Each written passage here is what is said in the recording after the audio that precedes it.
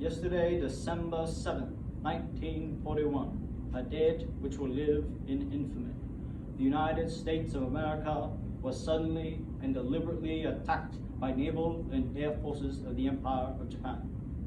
The United States was at peace with that nation, and at the solicitation of Japan, was still in conversation with its government and its emperor, looking toward the maintenance of peace in the Pacific. Indeed, 1 hour after Japanese air squadrons had commenced bombing in the American island of Oahu, the Japanese ambassador to the United States and his colleague delivered to our Secretary of State a formal reply to a recent American message. And while this message stated that it seemed useless to continue diplomatic negotiations, contained no threat or hint of war or of armed attack. Let it be recorded that the distance of Hawaii from Japan makes it obvious that this attack was deliberately planned many days or even weeks ago. During the intervening time, the Japanese government has deliberately sought to deceive the United States by false statements and expressions of hope for continued peace. The attack yesterday in the Hawaiian Islands has caused severe damage to American naval and military forces. I regret to tell you that very many American lives have been lost.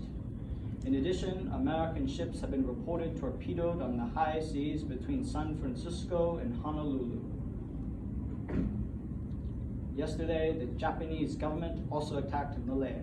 Last night, Japanese forces attacked Hong Kong. Last night, Japanese forces attacked Guam. Last night, Japanese forces attacked the Philippine Islands.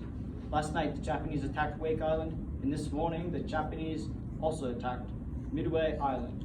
Japan has therefore undertaken a surprise offensive extending throughout the Pacific area. The facts of yesterday and today speak for themselves. The opinion of the American people has already been formed, and they will understand the very implications to the very life and safety of our nation. As Commander-in-Chief of the Army and the Navy, I have directed all measures be taken for our defense.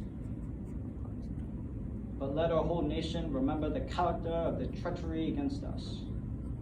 No matter how long it may take us to overcome this premeditated invasion, the American people and their righteous might will win through to absolute victory. I believe I interpret the will of the Congress and of the people when I assert that not only will I defend ourselves to the uttermost, but we will be very certain that this form of treachery shall never again endanger us. Hostilities exist. There is no blinking at the fact that our people, our territories, and our interests are in grave danger. With confidence in our armed forces and the unbounding determination of our people, we will gain the inevitable triumph. So help us God. I ask that Congress, that since this unprovoked and dastardly attack by Japan, Sunday, December 7th, 1941, a state of war has existed between the United States and the Japanese Empire.